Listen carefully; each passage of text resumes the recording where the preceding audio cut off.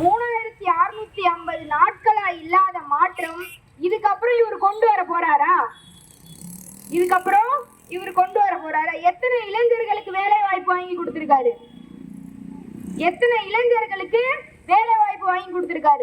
இந்த பக்கம்லாம் போனோம், அந்த ரோடுலாம் 2 பக்கம் ரோடு இருக்கு, நடுவுல இருக்கிற பாதி ரோட்டை காணோம்.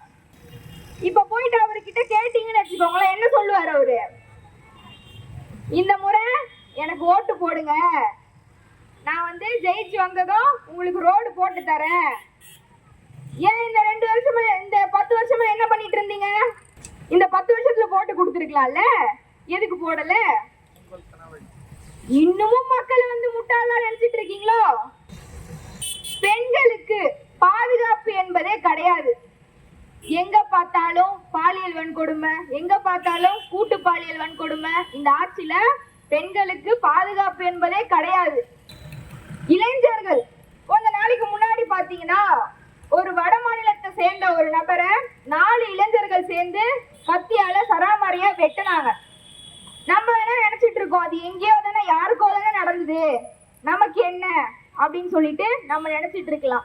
ஆனால் இந்த ஆட்சியை தொடர விட்டீங்கன்னா நிச்சயமா இதே பகுதியிலும் அது போல ஒரு சம்பவம் நடக்கும். திமுகவுக்கு ஓட்டு போடுறதும் ஒண்ணு, நம்ம தலையில நம்மளே மண்ணள்ளி கொட்டிக்கிறதும் ஒண்ணு. உண்மையா இல்லையா? உண்மை. இவ்வளவு நாளா இல்லாம, இந்த 4.5 வருஷம் இல்லாம இப்ப கேக்குறாரு யாரு? நம்ம அப்பா. எனக்கு ஒரு சந்தேகங்க, புரட்சி தலைவி அம்மாவை எல்லாருமே மனசாரதான் கூப்பிட்டோம். அம்மா அம்மா அம்மான்னு சொல்லிட்டு எல்லாருமே மனசுல இருந்துதான் கூப்பிட்டோம். ஆனா இப்ப ஒருத்தர் வந்திருக்காரு, என்ன அப்பான்னு கூப்பிட. ஆனா என்ன அப்பான்னு தான் கூப்பிடுங்களேன். ஒரு அப்பா எப்படி இருக்கணும்? ஒரு அப்பா இளைஞர்களை எப்படி பாத்துக்கணும்? எந்த அளவுக்கு வழி நடத்தணும்? நீங்க அப்படியா பண்றீங்க? இளைஞர்களுடைய மனசுல கஞ்சாவையும் போதையும் உள்ள இளைஞர்களுடைய மனசுல புகுத்துறீங்க. நீங்க தான் ஒரு அப்பாவா? இவ்வளவு நாளா இல்லாம இப்ப கேக்குறாரு, உங்கள் கனவை சொல்லுங்கள். திமுக இல்லாத தமிழகம் நல்லா இருக்குல்ல? திமுக இல்லாத தமிழகம் கொடுக்க முடியுமா? ஒவ்வொருத்தரும் கேட்கணும். குறிப்பா பெண்கள் வெளியில வாயை திறந்து கேட்கணும். கேட்டால் மட்டும்தான் ஒரு மாற்றத்தை கொண்டு வர முடியும்.